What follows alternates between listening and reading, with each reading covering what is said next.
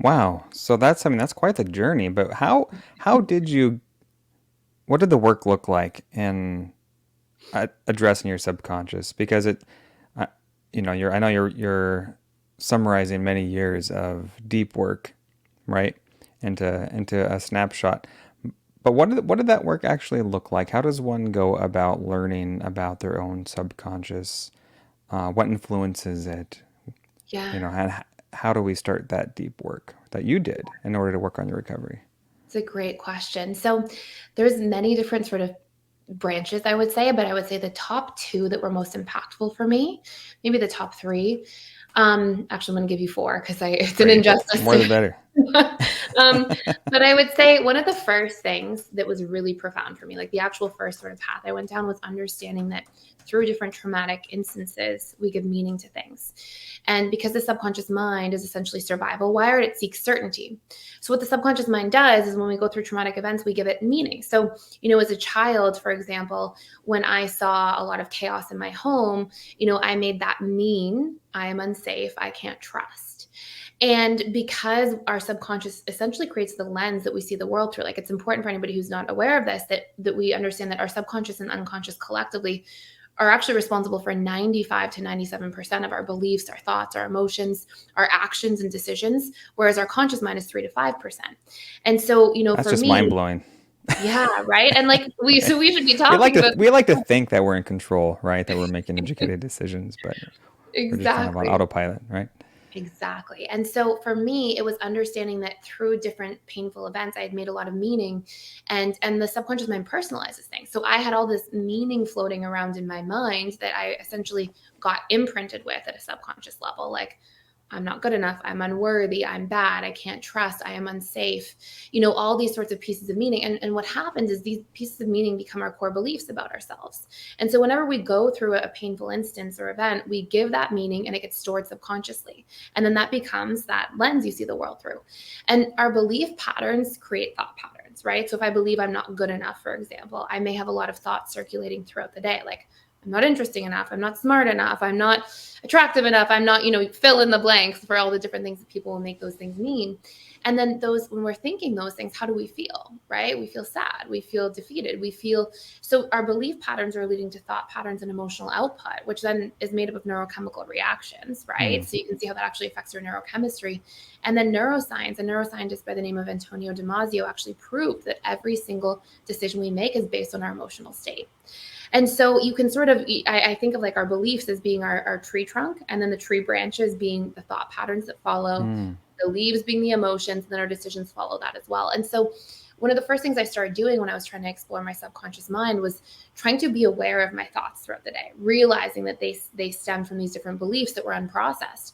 And I remember one of the first things I did is I sat trying to sit in meditation and self observe. And I was like, I had this sort of shocking moment, like this revelation of going, oh, no wonder I avoid myself all day. No wonder I numb myself all day, because I sat down and I was like, I can't do this stuff. I'm not smart enough to do this stuff. I'll never figure this out. I'll never get my life back on track. And I sat with myself. And when I started observing my thoughts, I was like, oh, my whole internal dialogue is absolutely a mess. It's constantly putting myself down. And no wonder I want to numb, because I'm trying to numb this internal world that I'm dealing with all the time. And a lot of the different things I was exposed to in childhood, had an impact on that internal dialogue. I often think that our internal dialogue becomes the internalized dialogue from our environments, like what kind of dialogue we get from people around us. And so, I had some dynamics where there was, different individuals being really tough on me, and so I was so tough on myself. And so the subconscious gets programmed through repetition and emotion, and we have to understand that we are, the input we're exposed to, we really soak up and sponge up. So one of the first things was understanding how to reprogram my thought patterns and belief patterns. And that was mind-blowingly effective for me. Like that just really made me feel like I could be sober with myself. I think I was constantly escaping myself because I was escaping that. And then I'll make the other ones a little shorter, but the other things were, I find that so the other thing that creates an emotional output besides our belief and thought patterns, right, are unmet needs. So if we look at our lives, we have basic needs as individuals. And when those needs are unmet, we feel bad feelings. And that's technically working for us, right? Like if I were to Mm-hmm. move, for example, to a new country all alone and not know anybody, I would probably have an unmet need for connection. And I maybe would feel sad, like, oh, I want to be around people. And that would help me to adapt, right? That Mm-hmm. pain helps us adapt. It's a feedback mechanism. But what happens is when we don't understand what our needs are and we don't realize that they're unmet, then we have these chronic, painful emotional outputs from unmet needs, which of course also, those emotions are made of neurochemical reactions and also affect our mental state and our psychological state and our neurochemistry. And so, what I realized as well is that there were certain needs that I was really missing from childhood. And when we look at the way that we attach, like, the different needs to feel a sense of safety or presence or connection, or, I could go on about many different needs, but when Mm-hmm. I started understanding that healing is also introspecting and seeing what wasn't given to us as children and how we can become the individuals that meet that in the relationship to ourselves, I realized, like, okay, sort of, it sounds funny, but it sounds cliche, but it's like when we become our own parents, that's very healing. And it's also very individuating, right? Like we get that sense of like deeper inner, more sustained sense of self. So doing a lot of work on meeting my unmet needs from childhood was very healing for me, very profound. And then I would say a next big branch of it was nervous system regulation. So realizing that, if you come out of sort of a traumatic family environment, then you're constantly upregulated, right? You're much more in sympathetic Mm-hmm. or fight, flight, freeze, fawn mode than rest and digest mode. And learning to re-regulate my nervous system through simple activities like meditation, mindfulness practices help me feel more rested and also more present in my life and help me feel safe in my body again.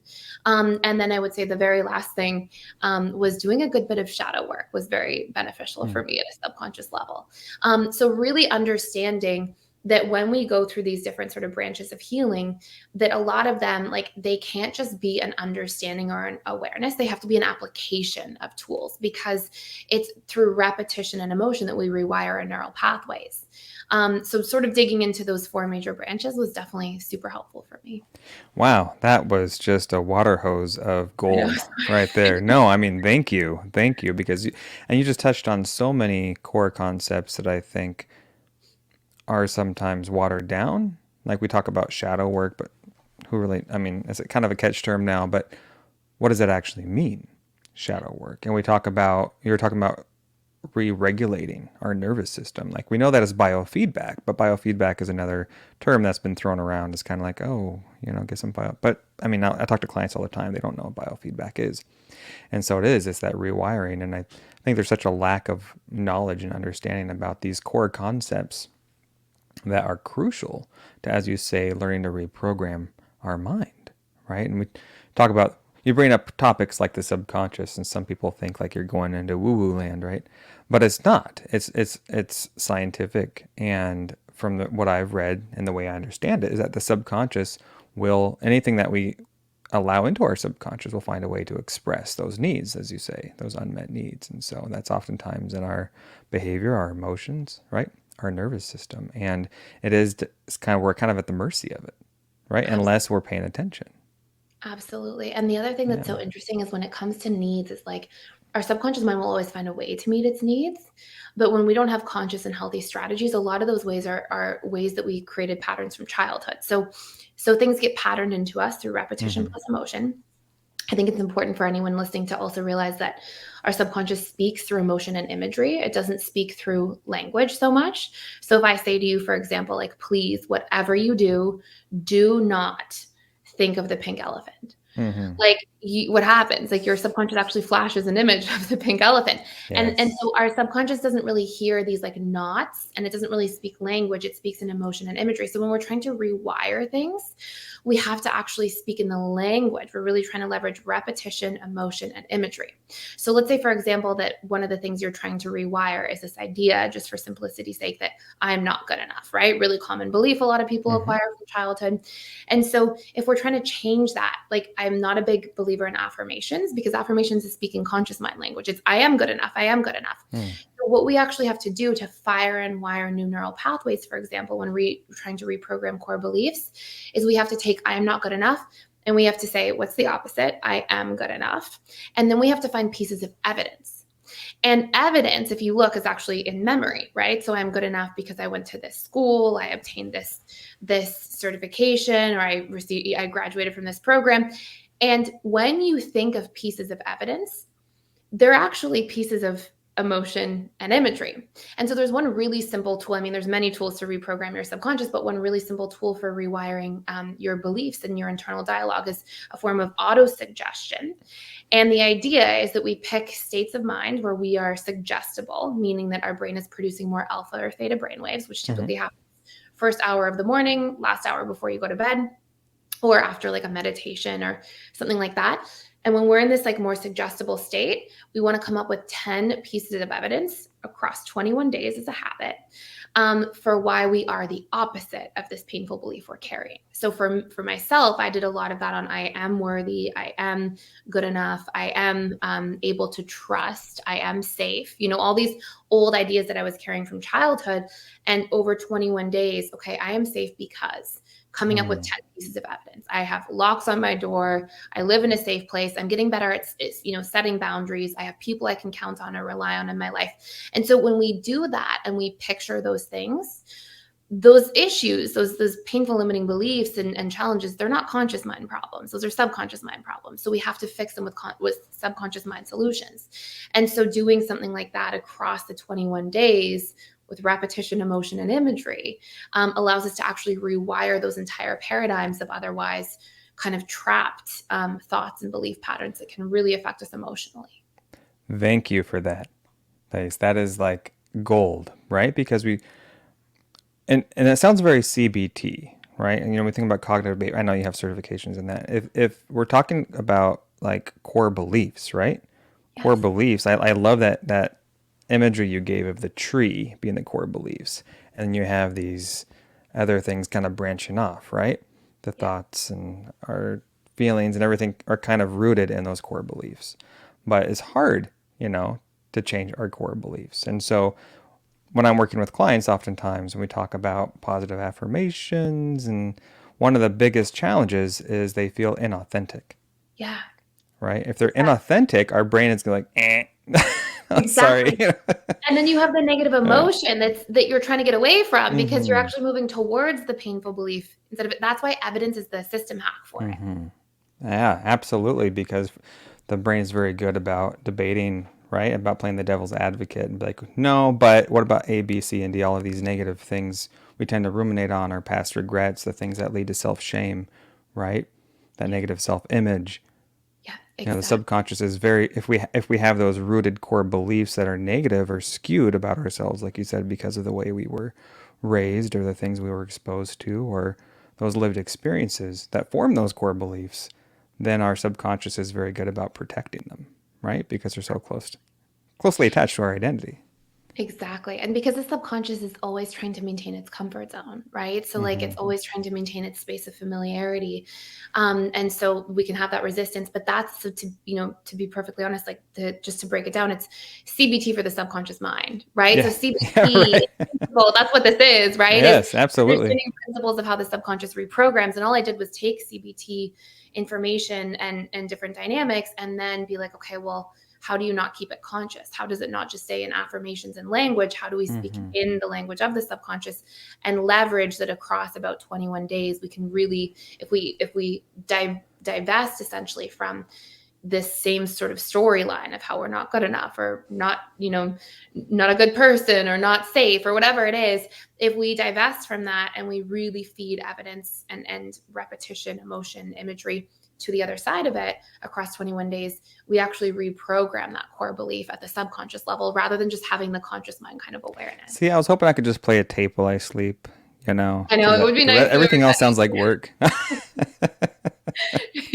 I really think that we have to put that effort in. Like it's, there's certain things that can relax your subconscious or you can, binaural beats or different interesting things, but ultimately like we're essentially using our conscious mind to speak to our subconscious and really shift those painful belief systems where they're at. Yeah, wow. So the subconscious is a huge pinnacle point in terms of personal development, sounds like. Once we understand the work that needs to be done with the subconscious, then we can start to get a foothold on change, right? We Absolutely. start to speak in our brain's language, Yes, exactly. right? And exactly that. And also the subconscious mind is so like it's like a giant warehouse. Like the way memory gets encoded, it stores all the different memories that we have. It consolidates them a little bit over time, but it's storing all that information there. And so when we go through and we're trying to, change our lives, if we don't change our inner world first, then it's really hard for our outer world to change. So we really have to engage the subconscious mind in the process across a number of different things in order to actually see those results that we're looking for. Yeah, and you touched on something earlier on that I don't want to just drive past, and that is you said meaningful experiences, good, bad, or otherwise, are things that get locked in, right, to Yeah, our subconscious. And exactly. things that are meaningful reminds me of that quote, we remember moments, Yes. right? Those are the Yes. things that stick with us. We may not remember what somebody said, but we remember how they made us feel, right? Yes. Those Exactly. cliche those quotes are popular for a reason, right? They resonate with us, right? Absolutely. And we can really leverage that. Like if you ever look at how the subconscious mind works across traumatic instances, one really good example is like, and God forbid, but let's say Bob gets in a car accident. Okay. Bob may feel completely safe driving his car prior to the accident, and he has one painful experience. And the next day, he's scared to get back in his car. And it's because the subconscious repetition is important for reprogramming, but ultimately emotion is the most important ingredient. Hmm. So when we have a really intense emotional experience, it can leave an immediate imprint, right? So Bob may have this core belief that develops exactly from that one experience of a car accident the very next day because the emotional state was so heightened. So emotion lives with us. Emotion's a huge, component of how we actually encode memory and convert memory from short-term memory to long-term memory. But also emotion is the secret and the most important ingredient when we want to reprogram something or change it. Wow, that is gold. And so it's kind of understanding the different levers we can pull with this change. It's important to understand how they develop, right? We know about trauma, and trauma lives in the nervous system, and emotionally charged moments tend to be the things that stick with us. But much to your example, it's not enough to just do the surface level work. We have to address the emotion too, right? And if we combine the cognitive in terms of remembering the evidence, the things that combat our negative assumptions, making sure our thoughts are accurate, balanced, complete. That completeness is the evidence, right? It's playing detective and challenging our negative thoughts, looking for the exception, right? The exceptions, and chances are that those things are being neglected when Yes. we have those intrusive thoughts of worry, those intrusive thoughts of self doubt, right? And so getting in the habit of reflecting on the evidence. And so it's probably really important to journal those things, I imagine. Yes, Yeah. exactly. And to have something where like on a daily basis, Mm-hmm. you have something that you're reprogramming in the morning. So or the evening, like that habit across the 21 days helps to really unwind that core idea. So absolutely that. And the same principles apply to different aspects of ourselves, right? It applies to like, do we do that work to consistently meet our own unmet needs, right? Do we do that Mm. work to create new habits to foster the sense of self-care if we didn't have a lot of self-care in different ways in childhood? So it sort of applies across all these different forms, but the emotional part is absolutely key. Yeah. Yeah. So the subconscious is